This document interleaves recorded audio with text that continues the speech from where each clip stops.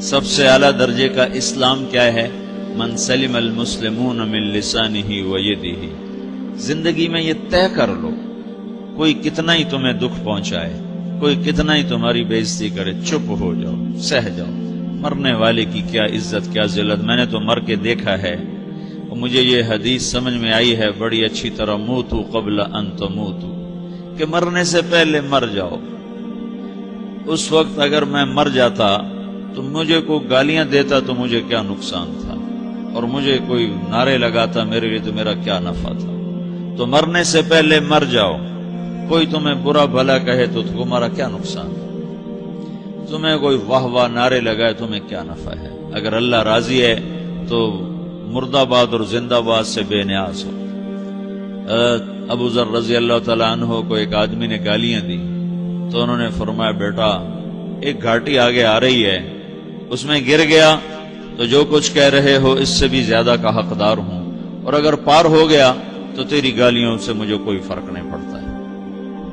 من سلم المسلمون من لسانہ و یدہ موتوا قبل ان تموتوا۔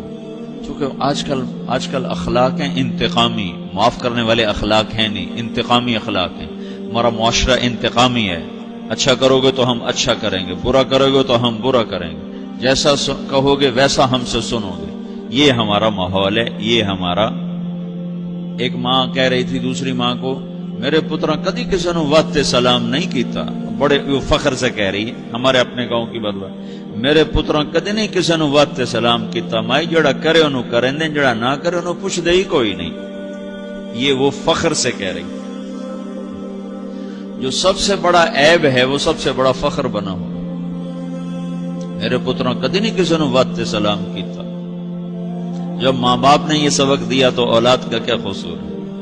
ہمارا معاشرہ انتقامی ہے، ایک کی 10 سنانے کا ماحول ہے، تو آپ 100 کی ایک بھی نہ سناؤ۔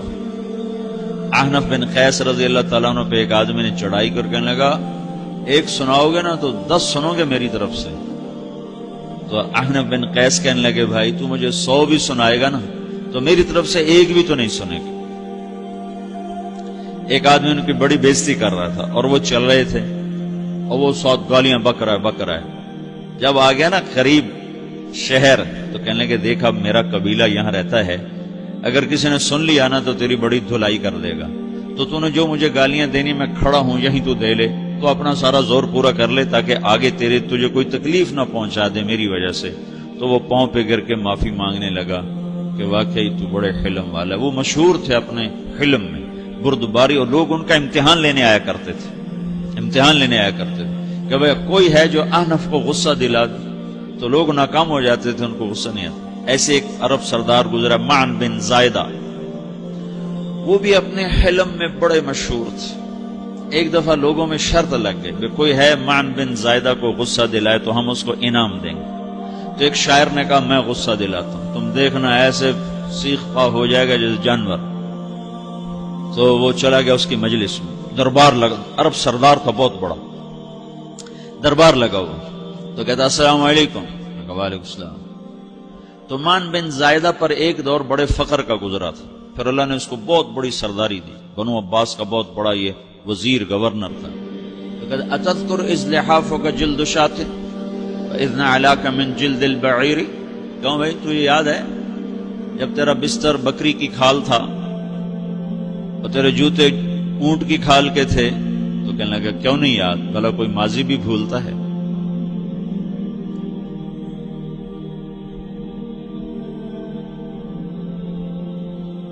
تو وہ کہنے لگا، پہلا وار تو خطا گیا، کہ فسبحان الذی آتاک ملکا وعلمک الجلوس علی السریر۔ تو پھر ساری تعریفیں تو اللہ کی ہیں جس نے تیرے جیسے کو تخت پہ بٹھا دیا۔ کہاں بھئی ساری تعریفیں اللہ کی ہیں، میری تو کوئی اوقات نہیں۔ تو کہنے لگا، سأرحل عن دیار انت فیہا وان جار الزمان علی الفقیر، جہاں تیرے جیسا حکمران ہو وہاں مجھے رہنا گوارا ہی نہیں ہے، میں یہاں سے چھوڑ کے نکل جاؤں گا چاہے کتنی تکلیف اٹھاؤں۔ بڑے دربار میں یہ ایک گورنر اور وزیر سے بات ہو رہی ہے، تو وہ کہتا ہے اچھا بھائی اگر تو ہمارے پاس رہے گا تو ہم تیرا اکرام کریں گے، اور اگر تو جانا چاہتا ہے تو پھر رافقت کا سلام،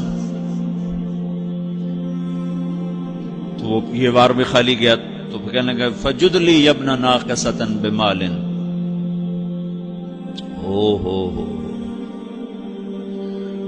او گندی ماں کے بیٹے مجھے کچھ عطا بھی کر، میں بغیر پیسے کے سفر کیسے کروں گا؟ عرب کو کسی کو بھی ماں کی گالی دے دینا پھر عرب سردار ہو. فجد لی یبن ناقصۃ بمال، بری ماں کے بیٹے مجھے کچھ پیسے بھی دے، میں نے جانا ہے. میں کہا بھائی اس کو 3000 دے دیا جائے. اللہ تو کہنے لگا قلیل ما آتیتنی و انی لأتمو منک فی الکثیر، یہ تو بہت تھوڑا تو نے دیا ہے، مجھے اور دے. کہا اچھا بھائی 3000 اور دے دو. تو وہ شاعر کی بھی آنکھیں پھٹ گئیں.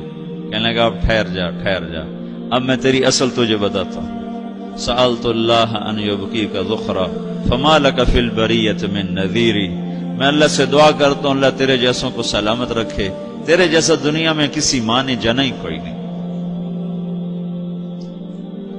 فمنک الجود والافضال حقا وفضل یدیک کالبحر الغزیر، تو ہی سخی ہے، تو ہی کریم ہے، اور سمندر بھی تیری سخاوت کے آگے کچھ نہیں ہے. تو نے کہا اچھا بھائی تو نے ہماری برائی کی، ہم نے تمہیں 6000 دیے، اب تو نے ہماری تعریف کی، اب 10,000 اور دے دو اس کو. باتیں ہی رہ گئیں، باتیں ہی رہ گئیں. کہاں سے لائیں ایسے لوگ؟ ہمارا معاشرہ انتقامی ہے، بدلہ لینے کا ہے، بدلہ لینے کا. تو میرے ساتھ کیا میں نے بھی کرنا ہے. اعلیٰ درجے کا اسلام یہ سکھا رہا نہیں چپ ہو جاؤ، سلامت بن جاؤ، سلامتی بن جاؤ، سلامتی کی علامت بن جاؤ. من سلم المسلمون من لسانہ ویدہ.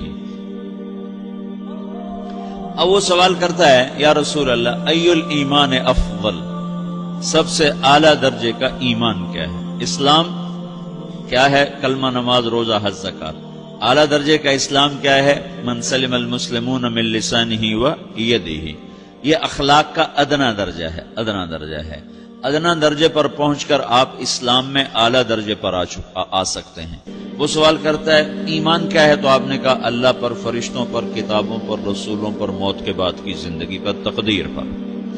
اب ایک اور سائل سوال کرتا ہے ای الایمان افضل، سب سے اعلیٰ درجے کا ایمان کیا ہے؟ تو آپ نے فرمایا حسن الاخلاق، اچھے اخلاق سب سے اعلیٰ درجے کا ایمان ہے. جو آدمی اسلام میں، جو آدمی اخلاق میں، جو مرد عورت اخلاق میں ادنا درجے پر ہوتا ہے وہ اسلام میں اعلیٰ درجے پر پہنچتا ہے. اب اگر وہ اخلاق میں اعلیٰ درجے پر آ جائے تو اب یہ کہاں پہنچے گا؟ اب یہ کہاں پہنچے گا؟ میرا نبی کہہ رہا ہے سب سے اعلیٰ درجے کا ایمان ہے حسن اخلاق، حسن اخلاق. ابو ہریرہ نے پوچھا یا رسول اللہ وما حسن الاخلاق، یہ بھی ایک اور حدیث ہے. یا رسول اللہ حسن اخلاق کیا چیز ہے؟ تو آپ نے 3 چیزیں فرمائی، تصل من قطعک وتعطی من حرمک وتعفو عمن ظلمک. جو تم سے توڑے نہ تم اس سے جوڑو. نہیں کرتا سلام نہ کریں، کوئی ہم چھوٹے باپ کے ہیں؟ ہم تو کبھی بھی نہ کریں، ہم تو کبھی بھی نہ منہ تھوکیں بھی نہیں ہم تو میرا نبی کہہ رہا ہے جو توڑے تم اس سے جوڑو، جو محروم کرے اس سے عطا کرو، جو زیادتی کرے اس سے درگزر کرو. یہ 3 کام جو عورت مرد کر لے گا یہ اخلاق کے اعلیٰ درجے میں ہے. جب یہ اخلاق کے اعلیٰ درجے پر پہنچتا ہے تو پھر میرا نبی کیا بشارت دیتا ہے؟ ادنا درجے پر پہنچ کر تو اعلیٰ مسلمان کی بشارت ہے، اور اخلاق میں اعلیٰ درجے پر پہنچ کر میرا نبی کہتا ہے کاد الحلیم ان یکون نبیا، اعلیٰ اخلاق والا بس نبی بنتے بنتے رہ جاتا ہے. اعلیٰ اخلاق والا ایسے ہے جیسے کہ نبی، قریب ہے کہ وہ نبی بن جائے. یہ تو ہے نا ترجمہ، لیکن ہم ہمارے اردو میں کہتے ہیں وہ نبی بنتے بنتے بنتے رہ گیا. کیا مطلب؟ کہ اس میں اور نبی میں صرف نبوت کا فرق رہ جاتا، باقی وہ سب کچھ حاصل کر لیتا ہے. تو یہ سارے دین کا میں نے آپ کو خلاصہ بتایا ہے کہ میری آپ کی ضرورت ہے کہ میرا اسلام اعلیٰ درجے کا ہو، من سلم المسلمون من لسانہ و یدہ، میرا ایمان اعلیٰ درجے کا ہو،